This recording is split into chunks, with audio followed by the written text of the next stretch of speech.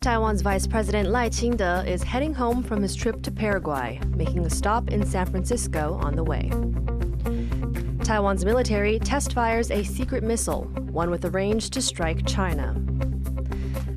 The latest from the front lines of Taiwan's presidential campaigning, with speculation mounting around Foxconn founder Terry Guo. Plus, 200,000 metric tons. That's how much garbage a county in central Taiwan is trying to dispose of.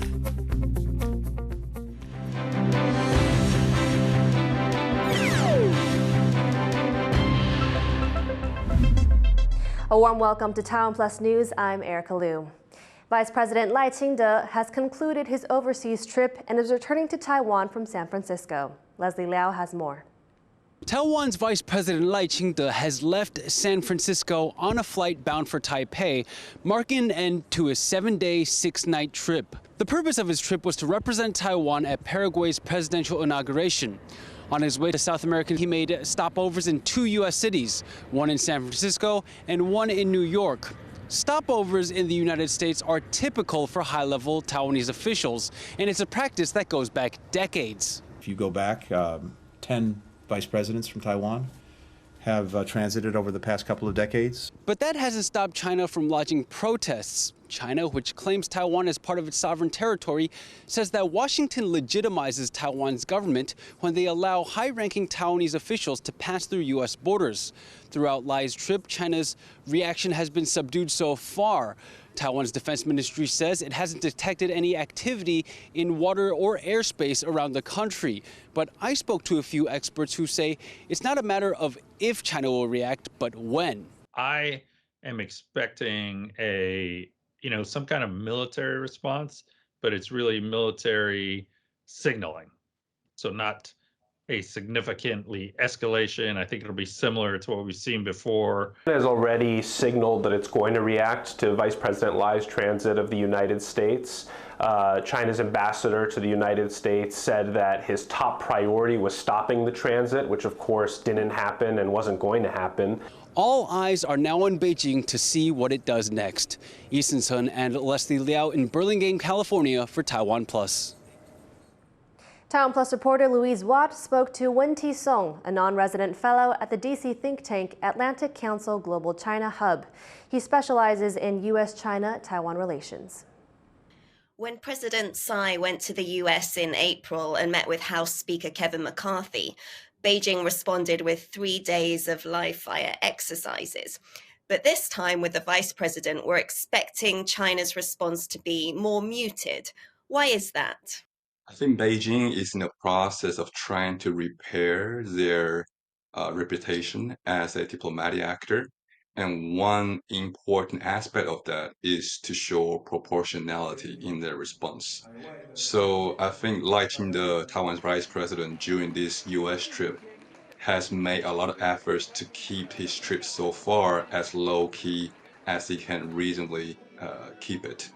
Which is to say that if Beijing continues to use escalatory overreaction towards this relatively low-key Ching-te visit, then when Beijing treats both super provocative visits and low-key visits all in the same overreacting ways, Beijing will lose the ability to incentivize anyone else in the future to be low-key or to soften or otherwise to take Beijing's preferences into consideration.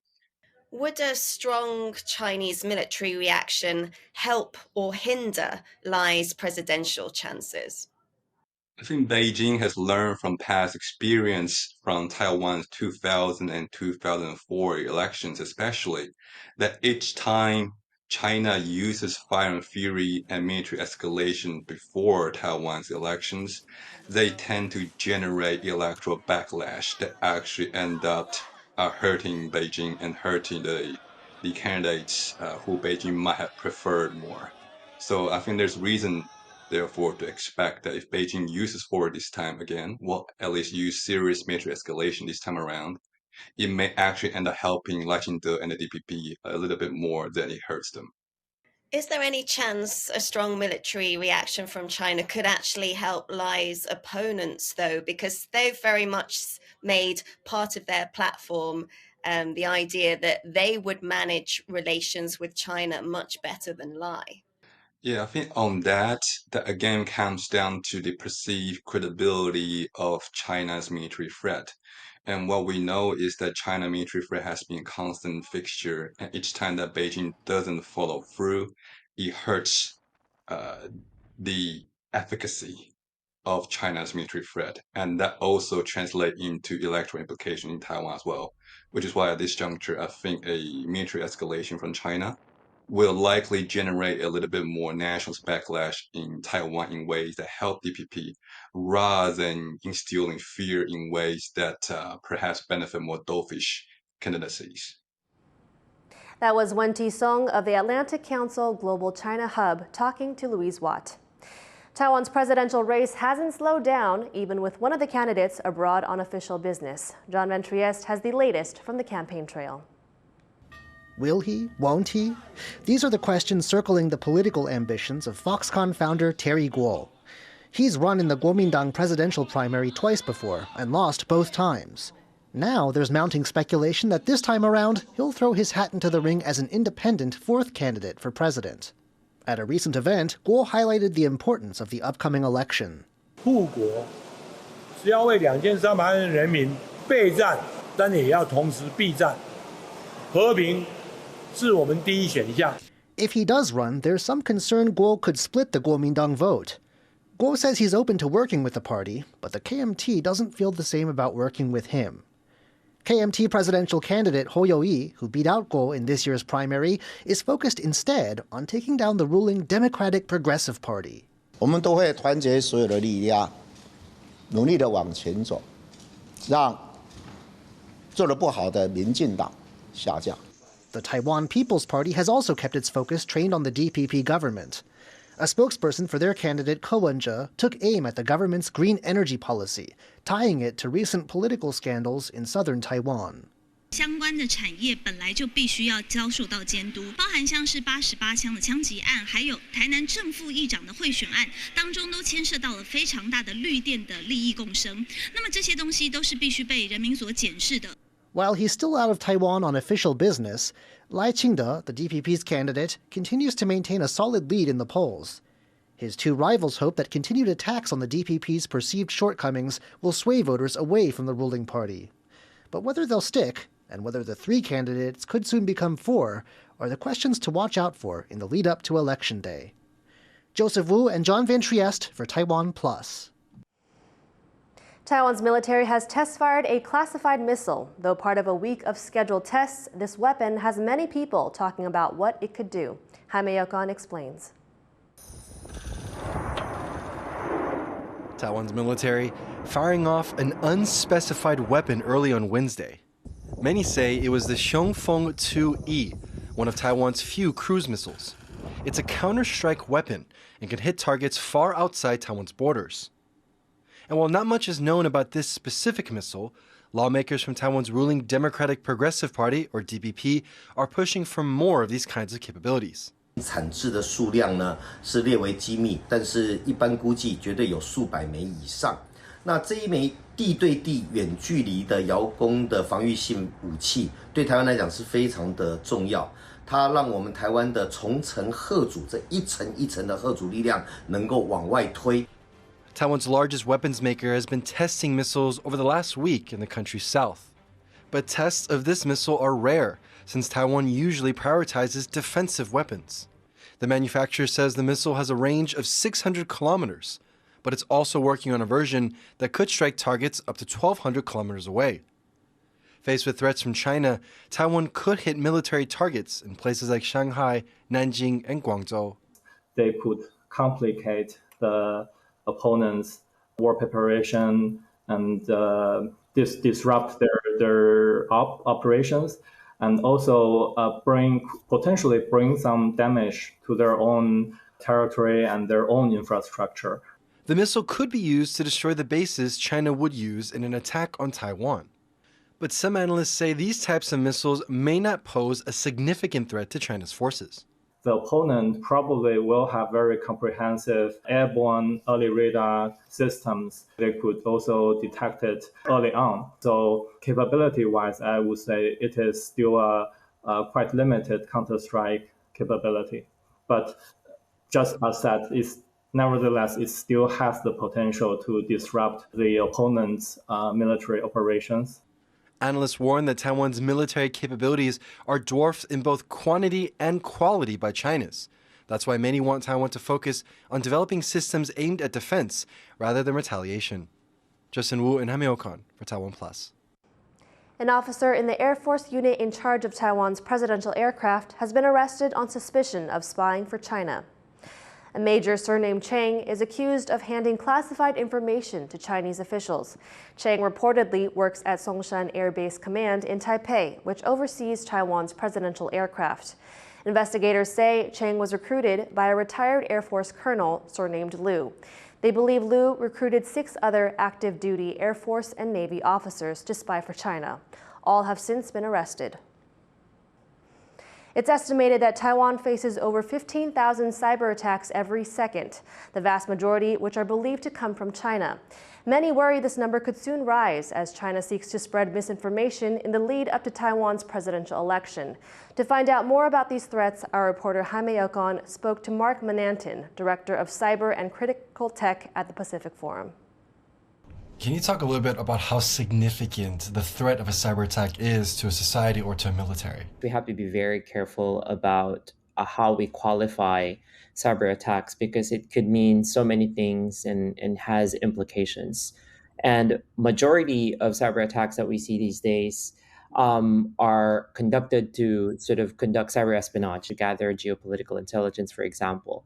And there is a notion that most of these cyber attacks doesn't really rise to the level of armed conflict that would really elicit a kinetic response, meaning most of these cyber activities are actually just nuisance. What can Taiwan do to combat these cyber attacks from China, and does it need to rethink its strategy going forward? Taiwan has really been this sort of guinea pig, if you want to call it that way.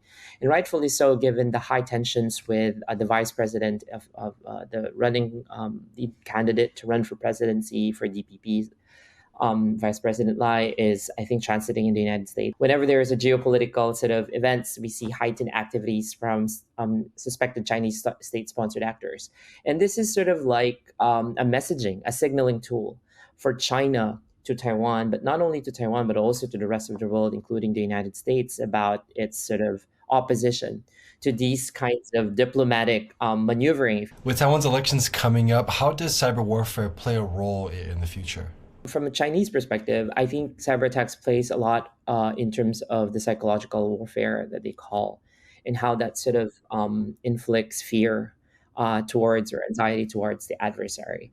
And you have to consider that cyber is just one of the components of a multi-domain or cross-domain operations. As you've mentioned, there's a naval blockade that we saw during House Speaker Nancy Pelosi's visit last year, and also have other sort of military activities or exercises that were conducted by China. That was Jaime Ocon speaking with Mark Manantin, Director of Cyber and Critical Tech at the Pacific Forum. Officials are investigating how a high-profile criminal was put in a minimum security prison. The authorities blame a paperwork mistake, but Taiwan's anti-corruption agency is among those questioning this explanation. John Ventriez reports. Convicted criminal Ibo Hong faces the press. He's one of dozens doing time for the fatal beating of a Taipei police officer in 2014 by a mob with alleged gang connections. A prior drug conviction means Yi should have been in a prison with tight security. But until July, he was in a minimum security jail, and until he broke the rules, was also allowed home visits. Officials now want to know how this happened. Taiwan's Agency Against Corruption has launched a probe to find answers. The Agency of Corrections, in charge of Taiwan's prison service, says it was a bureaucratic slip-up, where agents overlooked Yi's drug conviction. 他是第一次承办这个业务，所以说以至于在整个的作业流程，是看我们判决书的一个正面看他是初犯因为观察乐界不会算入累犯的一个犯次，所以说以至于造成他误会。 But Yi's application to be moved to a minimum security facility needed higher-up approval from the Agency of Corrections itself, leading some observers of the justice system to question whether it really was a mistake. 这中间肯定有人拿了好处，然后也肯定就是有人睁一只眼闭一只眼，否则每一个关卡都没有发现到，我觉得这是不可思议的。The Agency of Corrections has handed out administrative punishments over the incident, but the details of what exactly happened won't come to light until the probe finishes its work. Joseph Wu and John Van Trieste for TaiwanPlus. A new Taiwanese supernatural mystery comedy is proving a big hit among Asian Netflix subscribers. Hey, 老公。The movie Marry My Dead Body tells the story of a ghost marriage between a dead gay man and a homophobic straight police officer. The two joined forces to find out who was behind the man's death. 36 hours after launching on Netflix, the film ranked as the most watched movie in Hong Kong, Singapore, and Vietnam. It currently places 7th in Netflix's global non-English movie rankings. Coming up, the indie darling Sundance Film Festival has made its first stop in Taiwan. Stay tuned.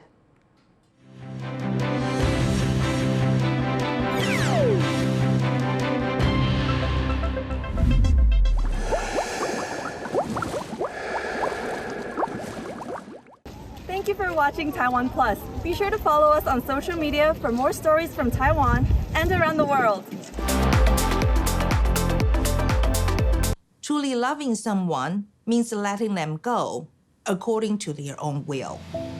我妈妈在64岁的时候被诊断小脑萎缩症，她希望在她末期的时候，我可以帮助她解脱。How to cope with the suffering of ill loved ones. 我大概是第一次身为医生，然后要做帮忙断食往生这样的事情。我们没有悲戚，我们终将会在远方再相见。对。原来台湾在日本时代呢，都有用这种在地农产做的酒的习惯。政权转移的关系呢，就是它突然的消失不见。How to reconnect with your roots when history has kept you apart. 我们的使命呢，就是说我一定要再把这些不见的这种酒的文化回到我们的农业舞台。Immerse yourself in the heart of touching human tales alongside veteran journalist Ching-te. Hearing Chen Tianhao talking about making his Taiwanese wine is like hearing our own history. Our stories, every Friday, 5:30 p.m. on TaiwanPlus.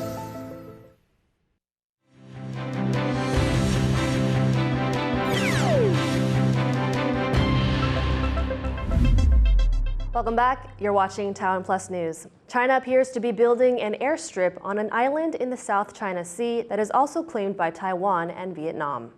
Satellite images of Triton Island show a runway that would be long enough for turboprop aircraft and drones to land on, but not for fighter jets or bombers.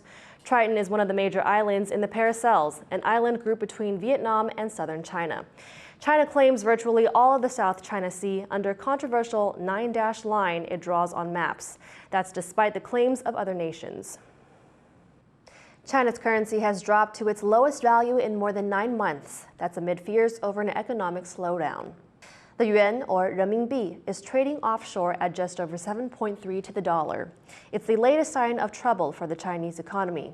Consumer prices fell 0.3% in July compared to the year before, meaning the country is experiencing deflation. According to Reuters, the price of a new house has dropped by 0.1%. Youth unemployment also hit 21% before the government decided to stop publishing new figures. For more, our reporter Stash Butler spoke to the Economist Intelligence Unit's lead analyst for global trade, Nick Morrow. Looking at the state of China's economy right now, how worried should officials in Beijing be? Well, I think officials are already indicating that they're quite worried. The decision to stop publishing youth unemployment data, for example, I think is a nice encapsulation of how deep those anxieties are getting. The post-pandemic rebound has really disappointed. I think a lot of people have reassessed their expectations for where the Chinese economy is going and what that means for not just the rest of the Asia-Pacific region, but for the global economy more generally. And I think this is putting somewhat of a chill into policymakers in Beijing who are trying to navigate the rest of this year and ensure that they're able to hit that 5% growth target for 2023.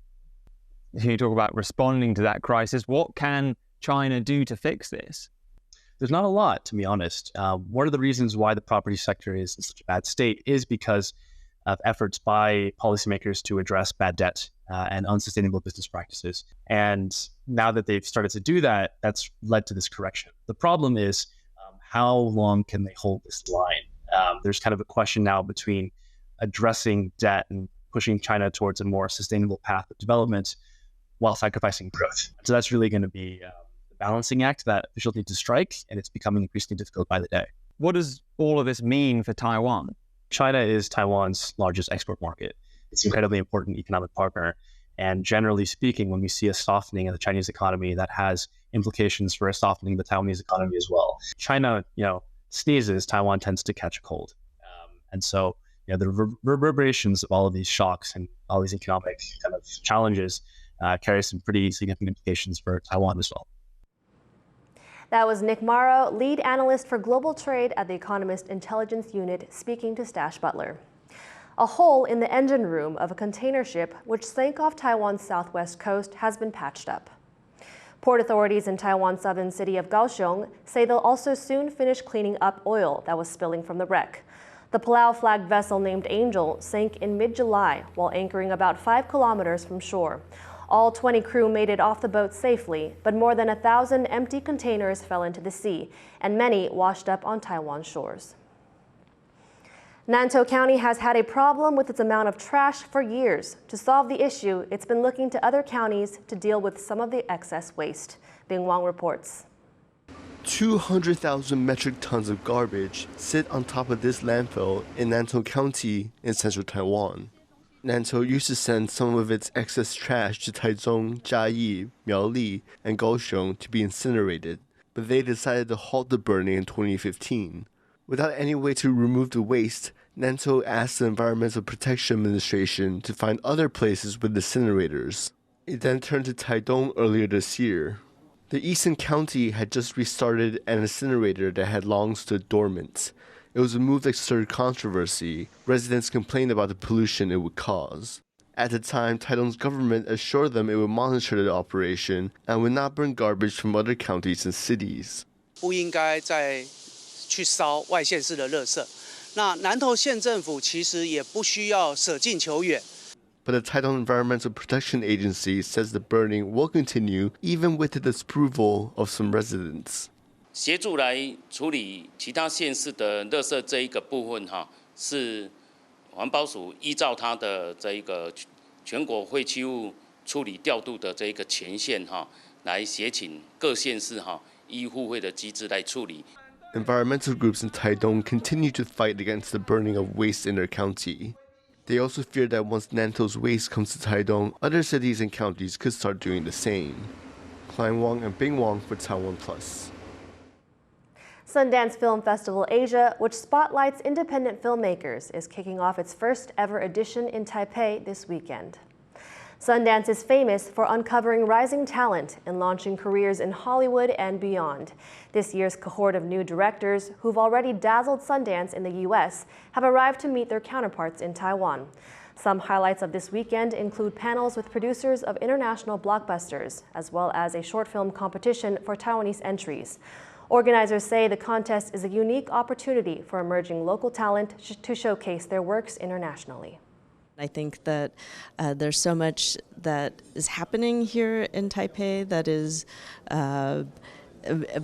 energetic and very positive around filmmaking, and I think there's so much talent globally, and so part of us being here in Taiwan and having a festival in Asia is to really support artists globally. Thor strikes again, but not the lightning channeling Thor we know from the Marvel comics. This Thor is the Tsinghua open pool reactor and is used to treat cancer patients. Harel Hughes tells us about one patient who traveled thousands of miles to undergo the treatment. This is Lars Jaeger. He's a well-known Swiss author and researcher. 4 years ago, Lars was diagnosed with a malignant brain tumor. Unable to get rid of the tumor closer to home, he traveled to Taiwan for an experimental treatment using a nuclear reactor. And in less than 25 minutes, the operation was done. 孔洞子捕获治疗，它是一个放射线的照射治疗，它是不需要动外科手术的。细胞外的这个正常细胞，因为它吃的含硼药物少，所以它的伤害性就小，那就可以达到所谓的标靶治疗的效果。